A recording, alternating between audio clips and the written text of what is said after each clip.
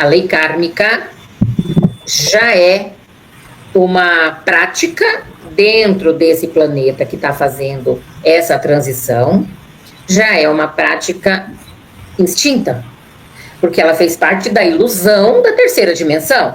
Então, se nós estamos passando para uma outra frequência, se nós estamos passando a servir, né,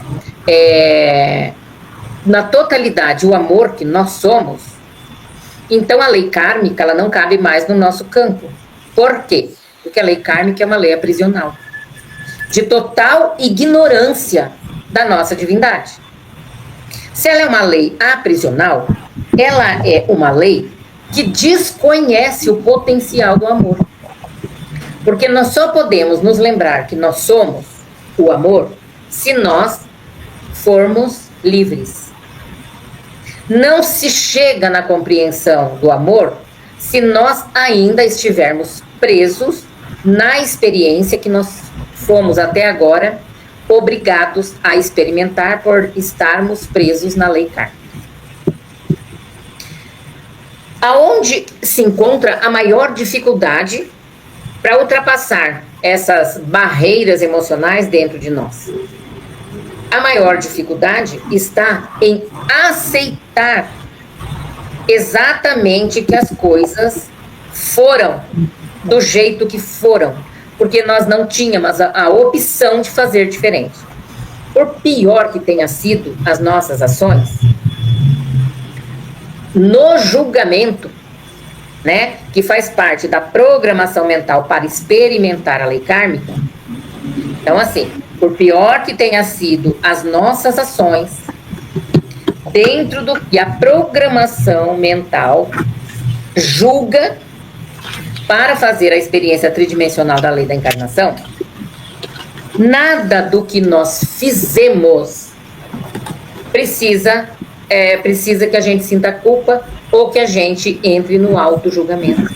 Nós precisamos liberar essas duas energias do nosso campo para que a gente possa entrar na fluidez do universo, sair desse mundinho restrito, que é o mundo inteiro de terceira dimensão, e adentrarmos o universo. O nosso potencial divino, ele não está no mundo, ele não está no planeta, ele está no universo.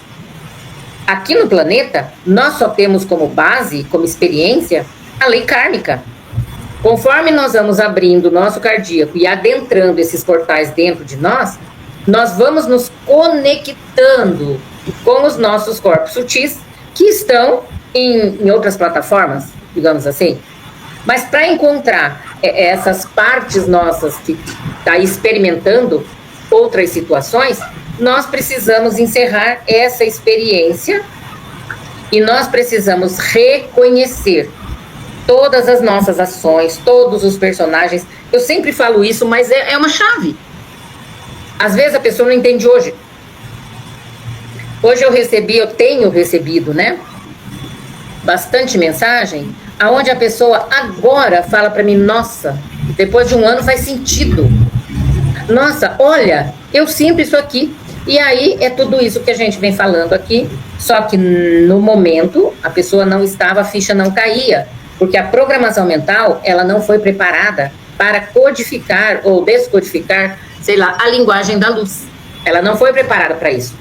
Então, vai mesmo de muito empenho em relação a olharmos com verdade para as nossas emoções e para as nossas ações diárias. Porque quando a pessoa está na inconsciência, não adianta eu falar, essa ação sua aqui, ela é uma ação da inconsciência, ela é uma ação que você ainda está repetindo um padrão da sua família kármica, um padrão da sua egrégora kármica. E as egrégoras, hoje, elas estão bem fortes para segurar a gente nessa ignorância.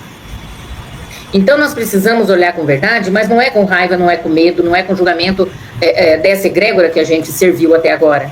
É apenas reconhecendo que tudo foi exatamente como tinha que ser. Nós contratamos a aprender o ABC. Não adianta a gente querer aprender o álgebra, por quê? Porque no nosso contrato kármico você veio experimentar o egoísmo, a raiva, o ciúme, a inveja, você veio experimentar uma das coisas mais graves que nós temos nessa lei kármica, e que eu já falei aqui, que é um peso na vida de uma criança, na vida dos nossos filhos, que é o controle materno, que é o medo materno, que é esse emaranhado, esse ninho do passarinheiro, que as mães têm bastante dificuldade de soltar. É como se a mãe, se eu ofereço uma coisa aqui para o seu filho, você por insegurança, você por medo, você por controle, por ciúme, não deixa o seu filho participar do convite aqui, porque você não consegue soltar a criança. A mãe cria um monte de barreiras para manter o filho embaixo das asas, não, né? Ainda se fosse embaixo das asas, vamos considerar que a mãe já é um anjo, né? Mas não, é no emaranhado. É no emaranhado kármico, porque mãe não ama filho, mãe tem medo de perder filho, mãe tem medo de perder o controle sobre o filho. Só que o mais importante disso é que não adianta a gente se prender na história atual. Não adianta eu falar que eu sou assim com meu filho agora nessa vida. Não, eu venho repetindo esse padrão. Então eu preciso soltar a história toda. Não adianta eu querer fazer uma correção. Porque né, a experiência a gente não corrige. A experiência, a gente vai olhar para todas as nossas ações, as nossas emoções, o que nos movimenta. E a gente vai agradecer muito por já estar podendo olhar com os olhos da verdade para o que nós até agora negamos, julgamos, culpamos, mentimos, fingimos. Porque a constituição da experiência tridimensional é para a gente experimentar as aberrações emocionais até que a gente fique doente. E a gente fique doente, a gente morra, para a gente voltar, fazer a mesma coisa para abastecer esse sistema que precisa da nossa energia, que precisa da nossa inconsciência. E a pergunta é, a que nós queremos hoje, né? Servir a nós mesmos, né? Porque quando a gente está em serviço, nós estamos em serviço para nós, para nossa alma, para nosso crescimento, para nossa grandeza. Ou nós queremos servir a Matrix, para ela ficar cada vez mais forte. Quer servir a Matrix? Vai lá sentir raiva. Quer servir a Matrix? Vai lá falar do outro. Vai lá apontar o dedo, vai lá julgar. Aí você serve a Matrix. Pode até mandar fazer uma camisetinha, né? Eu sirvo a Matrix. Tô com raiva, tô julgando todo mundo, porque é assim que é legal, porque eu não consigo fazer diferente. A coisa que a gente mais ouve é, mas eu não consigo. Quem que tá falando que não consegue? O ego que quer justificar a dificuldade, né, de soltar. Então eu falo, eu não consigo. Né? Criança não fala assim, eu não consigo, quando não quer fazer as coisas. Então nós precisamos ter consciência de que está na hora, né, de olhar com verdade aonde que nós estamos sonegando as informações, porque eu consigo visualizar que a alma de cada um de nós, eu não sei como é isso direito, eu falo pelo que eu imagino, né, porque a gente imagina que tem uma força aí no próprio campo, né, no próprio campo individual de cada um, fazendo um excelente trabalho para que a gente consiga. Mas quantas vezes por dia eu me conecto com essa energia? Quantas vezes por dia, não precisa parar não, o que você está fazendo, é só lembrar que tem uma força divina no teu campo vibrando por você. Né? Porque não adianta nada, eu vou parar para meditar. Não, não precisa parar não, porque a vida é movimento, medita movimentando, medita trabalhando, medita cuidando do filho. Porque o meditar não vai precisar da sua mão, não vai precisar que você pare nada.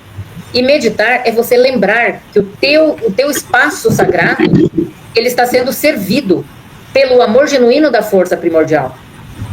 Só que a gente nem lembra que tem uma força primordial nos servindo a todo tempo, a gente nem olha para ela. A gente está tão envolvido nos mimimi da vida, reclamando do marido, do filho, do cachorro do vizinho que latiu. A gente está só reclamando. Aí como que vai sair desses conteúdos se a reclamação é uma energia que faz com que a gente fique preso, rodando, feito um peão? Porque quando eu consigo perceber e agradecer, nossa, eu consigo perceber que esse movimento externo não está mais movimentando aqui dentro. É porque eu consegui, né? Eu consegui perceber que a minha alma também, né? Que o meu campo sendo envolvido pelo amor da consciência universal, O meu campo se protege de barulho, se protege de acidentes, se protege de doenças, se protege de tudo. Porque a frequência que eu permaneço não permite que as coisas da experiência tridimensional adentrem. Se eu fico lá, envolvido na terceira dimensão, onde as coisas acontecem pelo inconsciente coletivo, eu não tenho que reclamar que a vida está ruim. Se eu não saio de lá, se eu continuo fazendo tudo que o externo me solicita, se eu continuo envolvido em todas as ilusões da tridimensionalidade, como é que eu vou parar para observar, nossa, aonde que eu estou aqui dentro de mim? Ah, não, minha vida tá dando certo, eu tô super bem. Tranquilo, isso é ótimo. É maravilhoso quando você está super bem. Mas esse super bem, ele tá agradando a quem? Porque nesse momento, muitos de nós estão se movimentando freneticamente para sair da zona de conforto, aonde o ego está totalmente prostituído. Fazendo tudo que o ego gosta, o ser humano fica bem, ou não? Não é isso que a gente fez a vida inteira? Procurando coisas para satisfazer o ego? A vida inteira a gente fez isso. Só que agora a gente já sabe que não é bem assim. A gente já sabe que soltar as distrações mentais, soltar o que o ego adora, é bem difícil, não é fácil. Mas esse é um caminho de entrega. Aí a gente pergunta, entregar o quê? Entregar a minha personalidade, gente? É isso. E começa como? É o que a Andressa falou no começo. Eu estou num processo de desapegar de tudo. Eu também estou num processo de desapegar de tudo. Já comecei a colocar minhas louças de antiquário tudo à venda. Não tenho mais a necessidade de ter. Quanto mais leve a bagagem, mais longe você vai sem se cansar. E isso é para tudo, né? Eu falei das minhas louças, mas é tudo. Principalmente as pessoas, né? Os personagens que precisam desse olhar, porque é responsabilidade nossa manter as pessoas presas nas nossas emoções de apego. Eu preciso compreender que quanto mais consciente eu estou do que eu sou em energia, mais eu posso facilitar a liberdade de quem vem experimentar comigo. Hoje está muito interessante. Conversei hoje com a Renata, falei, dá para ver, né? As pessoas, elas estão convivendo. Aí dá para ver como essa convivência está acontecendo. Ou os dois gostam das mesmas coisas, ou os dois estão na mesma frequência de alma. Dois gostam da mesma coisa, estão caminhando de boa. Dois estão na mesma frequência de alma, que não tem relação ao que eu gosto ou que eu não gosto. Estão numa boa. Agora, quando tem um que gosta de alguma coisa e tem o outro que as coisas já não são tão importantes, começa os atritos.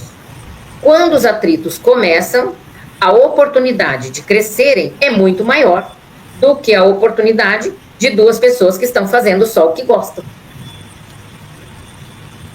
Então, todas essas observações, elas fazem parte desse momento onde a gente está realmente no ápice dessa transição. Não tem mais para onde correr e nós não temos mais o que contar.